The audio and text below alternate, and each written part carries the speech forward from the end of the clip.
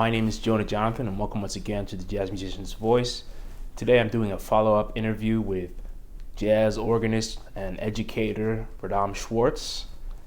We talk about a myriad of interesting topics, and Radam is really one of the last true organists who were on the scene back in the 70s and 80s on the organ scene. In New Jersey and in Harlem, and he's worked with some of the who's who. So we encourage you to watch this interview. It's about 7 years after the first interview I did with Radam, and we think you will learn a lot from him. Thanks for watching. Please subscribe and stay tuned for future interviews. Thank you. Hey. So, ladies and gentlemen, today I'm here speaking with the great Radam Schwartz. This is our second interview. We actually did one back in 2013. A lot of time has passed since then. We'd like to make this more informal because Radam has a lot of great information to share with us. We've had some great private phone conversations. So we're going to get right into it. Since the last time that I spoke with you, you've come with a few more records. Talk a little bit about what are some of your recent projects that you were working on. Well, I put out a record about 2.5, 3 years ago that I had always wanted to do called Two Sides of the Organ Combo. I had always wanted to do many sides of the organ combo to show the organ in the many ways that it gets played on the organ circuit. And the two sides I decided on was the smooth side and the groove side. I also wanted to do the blues side, and I also wanted to sort of do an avant-garde organ side, but it's hard enough to get two different groups to record and put 10 songs on a CD. That's probably the most that you can get away with anyhow. So I decided on two sides. And the smooth side, back in the day, I was doing a gig down in Atlantic City, actually, with James Spaulding, the great saxophonist, at a club called, what was it called? Two something. It was Phase 2. And we were there on a Friday and a Saturday. And the Atlantic City had just started to open up. I think it was in 1978, 79. And I walked during the day. I was walking around. I went into Resorts International. And Stan Hunter had this group there. He's an organist and a pianist. And he had this group there with a vibes player and a drummer. And they were playing all like pop tunes. And it was very cocktail. It was but it was still grooving. And there were a lot of places on the Jersey Shore that had that type of vibe with an organ and a vibes player or an organ vibes saxophone and drums, whatever. And it had that sort of flavor to it. So that was my smooth side. And then, of course, in the 80s and 90s, a lot of organists started playing funk type of patterns in their playing. So the second side of the two sides of the organ combo was all tunes that had a funk groove to it. No swinging, all funk things. And I had a quintet with Marcus Printup, Anthony Ware, and Andrew Atkinson and Charlie Sigler. And the first side, I had Brian Carrot and Mike Lee.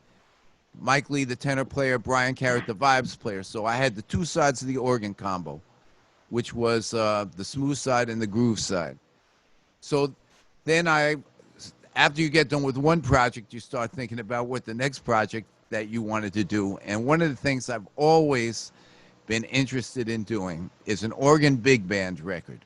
So I had always listened to all the organ big band records, the Oliver Nelson with the Jimmy Smith, the Rhoda Scott with Thad Jones, Mel Lewis, the Jimmy McGriff big band record where he does the bassy arrangements with organ, and of course the Gerald Wilson with Groove Holmes, the organist, and Gerald Wilson, the arranger.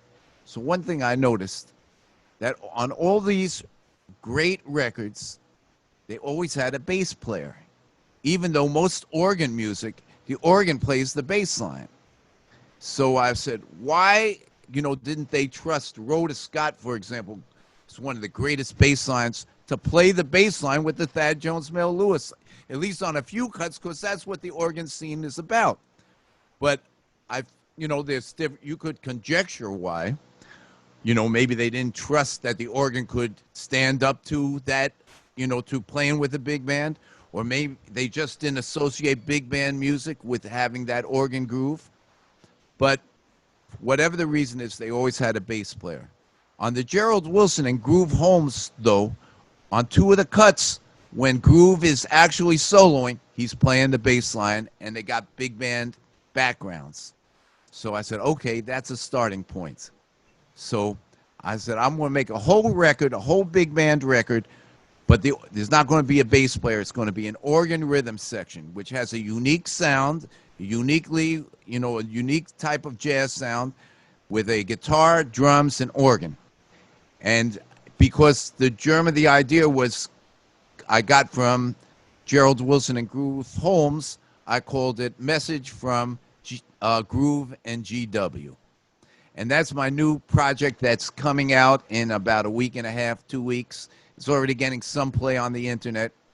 And I'm very happy, that's another thing that I've always wanted to do. And plus, I'm an arranger too, so I was able to arrange some of the music, and some of the members of the band arranged, and one of my students, William Gorman, arranged a few tunes. So we have 10 tunes all together, and I think shows a different side of big band music. That's really great. Believe it or not, some of these cats you have in the band I'm familiar with. I went to school with Charlie Sigler. He came in, I believe, second year I was there. William Patterson and Peter Lynn, trombonist, and I've run into David Gibson, the drummer, many times on the Harlem scene, especially. Great musicians. First I'll talk about Charlie and Peter. I met them sort of like at the same time when I used to have the house gig on Sunday and Monday at Skipper's, a club that was in Newark, New Jersey. And they were going to William Patterson at the time, and they used to come by to the jam session on Monday. And one of the things about playing guitar with organ, there's a certain way you're supposed to comp. One thing that you might notice when there's a piano player and a guitarist in the band together, there's sometimes a discussion. You want to comp behind him, and I'll comp behind him, right? You lay out while the guitar comps, and I'll lay out when the piano comps. That sort of thing. But in organ music, the guitar and the organ are supposed to be playing at the same time. And not that it's not supposed to happen with piano and guitar anyhow. That's another issue. But obviously in rhythm and blues, you have a keyboard player and a guitarist playing at the same time. So so there's a certain way to comp, or there's different ways to comp, but particular to organ music or organ jazz. And when Charlie first came to Skipper's, I don't think he'd mind me saying that I had to school him on how to comp, and I saw his development, as a guitarist who could play with organ. So that was, so after a while I said, wow, this cat has come along, and I might hire him on some gigs, and now he makes a living basically playing in organ groups, And Peter used to come with Charlie to those sessions, so I gave him a little bit of my knowledge there too. Yeah. And then also David F. Gibson. So I'll just tell you when I'll tell you the genesis of this project was, I had this in mind for years to try to do something like this, but there's a cat named Abel Morales. He also went to William Patterson, but a little later than Charlie and Peter. But he's a little older than them, I believe. But in any case, he came up from Texas, and Abel has this group called the Jazz Exchange, and I went to one of their concerts where they have a big band. And afterwards I said, hey, Abel, how about let's try this idea with me playing organ with the big band, no bass player. So we tried it with his band, and we had a gig. It worked out pretty good. But I said, if we're going to do this project and record it, I'm going to need to get a drummer who really understands how to play with organ and with a big band. Okay? Now, Dave Gibson has both of these experiences, because I've been playing for years with Dave in the Bill Saxton organ trio. And also, Dave has the experience of working with the Loud Minority, with Count Basie, with Lionel Hampton, with Duke Ellington. So he's got that big band, and he's got that organ thing, and he's worked with McGriff and Don Patterson. So I needed to have these, people who really understood if we're going to do an organ record where the organ rhythm section is carrying the big band, I need to have people who understand how the organ rhythm section works. Yeah, that's great. Following along things, we actually our previous interview, our discussion about organ jazz, I actually included in my my thesis at Rutgers, and we really like to consider you one of the foremost experts on organ jazz. I mean, and going into the education aspect, talk a little bit about more of what you've been doing the past few years. Obviously, still teaching privately and teaching in different educational programs and doing stuff at Rutgers. So talk about that. Well, first of all, I just got laid off because of COVID-19 after doing 6 years as the music director at Rutgers Newark at the Mosaic Jazz Ensemble. Unfortunately, all classes are going to be virtual, and it's hard to run a jazz ensemble, that way. And also they're going through financial difficulties, laying off a lot of part-time lecturers, which is like adjunct faculty.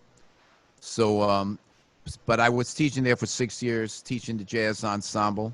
I also teach at Jazz House Kids, where I will continue to be teaching, but not as many classes as normal. But one of the things about Jazz House Kids is we have 2 organ ensembles.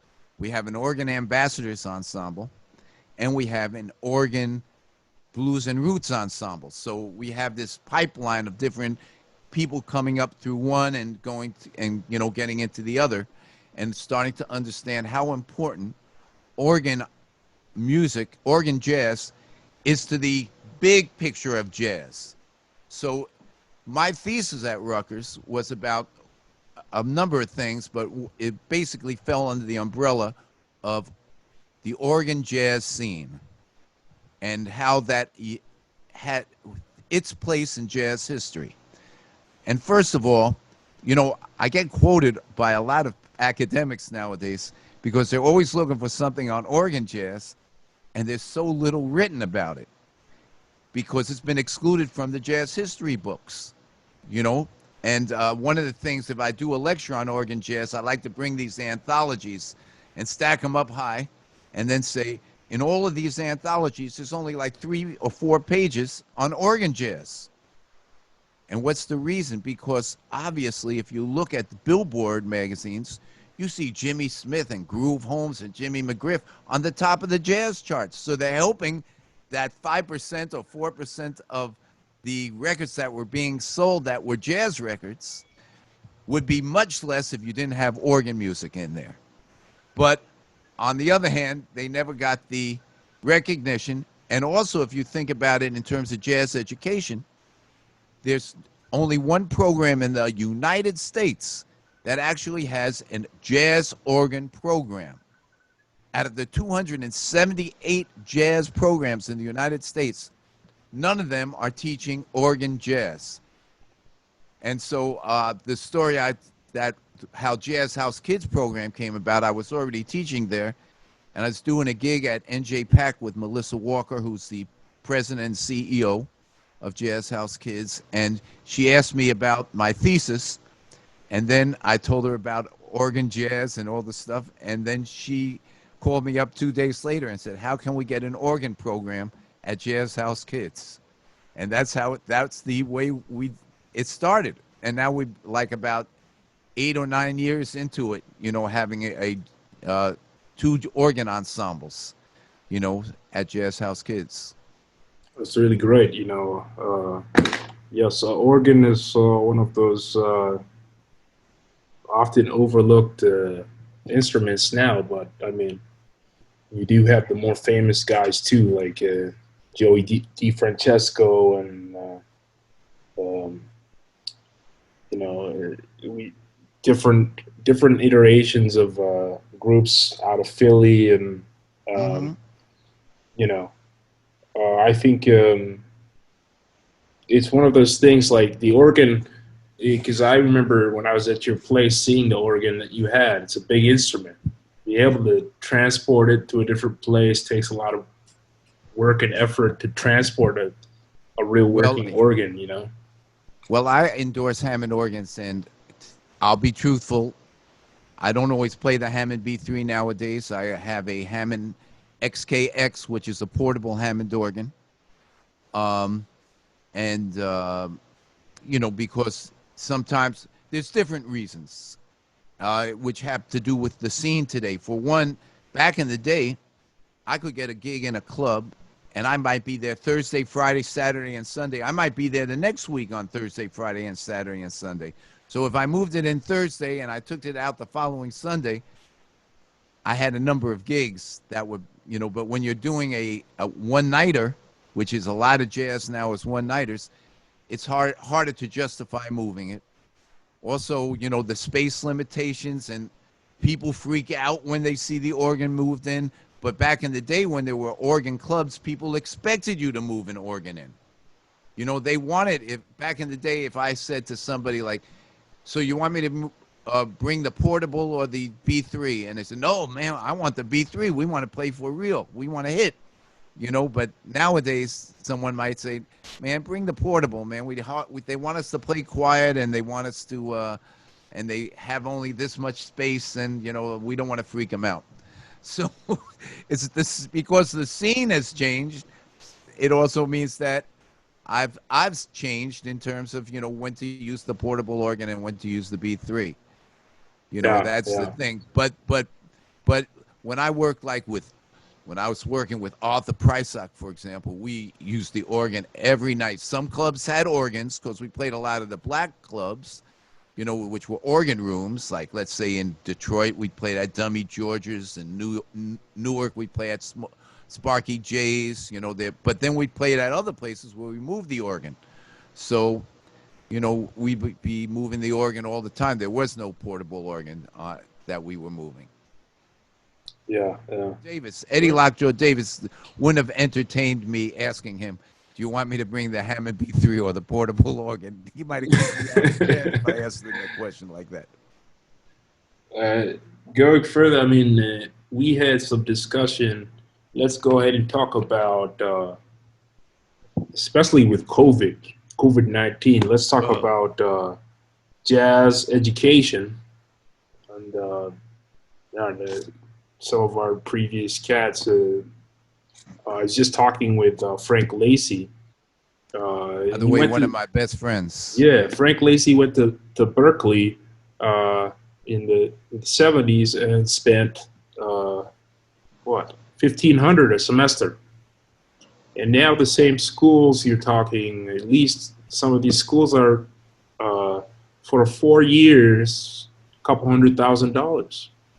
So, I mean, we're talking about now in a world where there's hardly any gigs right now because of COVID. Let's talk about that topic. I mean, education, is it worth it? I'll tell you, well, first of all, people don't know this, but Frank Lacey and I were roommates when he went to Rutgers, and I was living in New Brunswick. We were roommates for a while. He lived on the 3rd floor. I lived in the 2nd floor. We shared the kitchen. At that time, I was married, so to my ex-wife, and I lived on the 2nd floor, and he lived on the 3rd floor. But Frank is one of my good friends. Jazz education is funny. I'll tell you, I have had a student. I'm not going to tell you his name, but everybody knows who he is now. and he's from a fairly wealthy family. And every spring they would go to Vail, Colorado to go skiing. And I was trying to explain to him, I said, you know, back in the day, we used to say, when you join, if you decide to be a jazz musician, you take your vows of poverty, like monks do, right? So you're in it for the music. You're in it for the music. And if you make money, fine, right? But I said, but, you know, if you go to college for 4 years and you come out and you got this big note, you know, that you got to pay back. And the thing is, and you got two $75 gigs a week, how are you going to pay back that note and pay for food and for your rent? You know what I mean? And I said, you may have to forego going to Vail, Colorado every spring. And he looked at me straight in the eye and said, no, there's no way I'm not going to forego going to Vail, Colorado in the spring. So, you know, so anyhow, the thing about it is, yes, it's an anomaly to go to get it, unless you go. So mostly people who go to college, they have an illusion that they're going to get straight out of college and join Lincoln Center's orchestra or something and start making, like, you know, whatever they make there, you know, and be on salary or get a top gig. And it's not really going to happen, you know, like that. The more likely is that if you can continue to have a career, your career is going to look closer to my career than to, let's say, Ron Carter's career or something like that. I mean, there might be a few of you might get to be Ron Carter's career, but most of your careers, if you're fortunate, it's going to be like me. I have a 45-year career of playing jazz. So, you know, and then there's also, there's some benefits to going to college, and there's some things that are not beneficial about going to college. I'll tell you one right off the bat, is that if you came up through the jazz scene in Newark and didn't go to college, you've developed a relationship between playing and your audience. You cannot ignore your audience. You're thinking about how people are reacting to your music in all sorts of different ways, all the time. One reason is to hold on to a gig. Also, you know, I mean, there's just all sorts of interactions that, you know, if I do this, the audience is going to probably do this. You know what I mean? In college, the only interaction you have is with other musicians. So you don't build an audience and you don't learn how to deal with an audience. And practically speaking, you don't care about the audience, you know, because you're never around them. You never look at them as, you know, I know as many people in Newark who are jazz fans than who are jazz musicians. You know, and those who are still alive and still able to go out, which are not that many, you know, but, you know, I still know them and they still call me up and ask me questions, or we talk about, you know, I remember this, I remember that, or whatever. The bottom line is I came up having a relationship with an audience. And that's something that, you know, and if you look at jazz now, so now to go to COVID, the COVID thing is now that put us in a whole different position, because I've never gone this long with so little performing in, you know, 45 years, you know, and I got a few outdoor gigs coming up, but not too many. And then it's going to get cold and those gigs are going to be up. Yeah, And everybody's in the same, it's level the playing field because nobody's working. It's impossible to work. Yeah, the only thing we see now is the live streams, and even that can be challenging. I suppose there are certain cats who get sponsorships and are being posted more. I mean, it's kind of fun to be able to be eating dinner and watch the Smalls live stream every night, you know, see what's going on. But yeah, it's definitely it's a different world. Chances are, if you told me that this would be the kind of situation going on when I was thinking of starting music school, I might have thought differently. But you know, we can't always predict what's going to happen in the world. Well, when I was coming up in like, let's say the late 70s when I came onto the Newark jazz scene, there were 30 different clubs in Jersey City, Newark, East Orange, Irvington, Montclair. There are 30 different jazz clubs, let's say. And each club had people who frequented that club. You know, so when you went to the Jackson Manor in Jersey City, for example, you see the same faces, right? And then if you go to the Peppermint Lounge where I played for 11 years, you see those jazz fans. So it's like almost being in 30 different countries because you see all different people all the time. There'll be some crossover, but not, but anyhow, I would be perfectly happy. I thought I would be perfectly happy to spend the rest of my life just playing music, playing great music with great musicians on the local Newark jazz scene. I thought that would, that would just be great to do. But those clubs don't exist anymore. It's very hard for a jazz club to be financially, able to continue having this type of music. And so what you have is a big, just like in society, you have your top level musician who's making, good money, more money than Oscar Peterson made, back in the day, making really good money. And then you don't have any scene behind them. You don't have a backup scene behind them, like of people who are making a living, that many people. So what happens is when you go to school, maybe you think the minute I get out of school, I'm going to get my master's, and then I'm going to get a teaching gig. I'm going to get a gig teaching this music. But you don't have enough experience. You got the technical experience, but you don't have the real experience that we used to talk about, which is, the experience that comes from playing in front of people, going on the road, paying your dues, that type of thing. That has disappeared from the jazz culture. Yeah. Well, what can we expect to see from you in the coming?